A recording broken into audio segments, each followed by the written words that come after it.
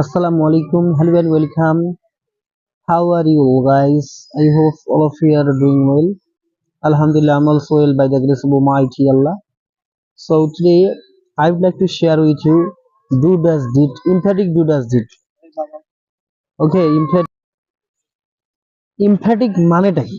জোর দেয়া, জোর দেয়া হচ্ছে যে আমি ভিডিও করি, তাহলে আই মেক আ ভিডিও। আমি তো ভিডিও করি, এই যে তো করি, কি করি? আমি তো ভিডিও করি।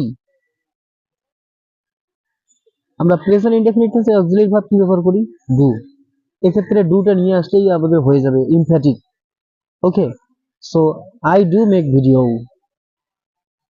I do make videos. Videos বলতে পারি, ভিডিও বলতে পারি, অ্যাজ ইউর উইশ। এরপরে সে তোমাকে ডাকে, সে কলস ইউ।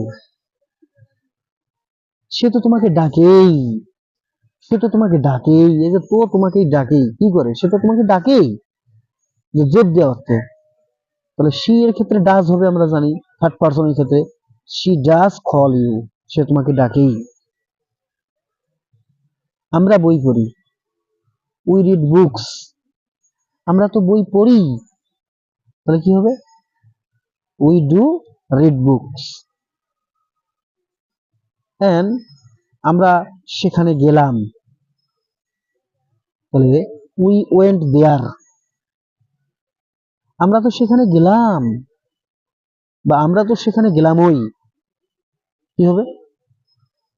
ডিড, ইমফ্যাটিক অর্থে ডিড ইউজ হবে।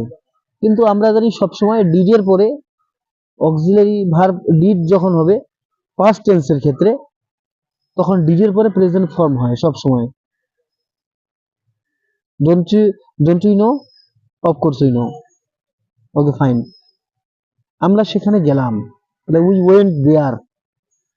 আমরা তো সেখানে গেলামই, তাহলে we did go there. So that's it, I do not make it more longer. Thanks for watching. All the best.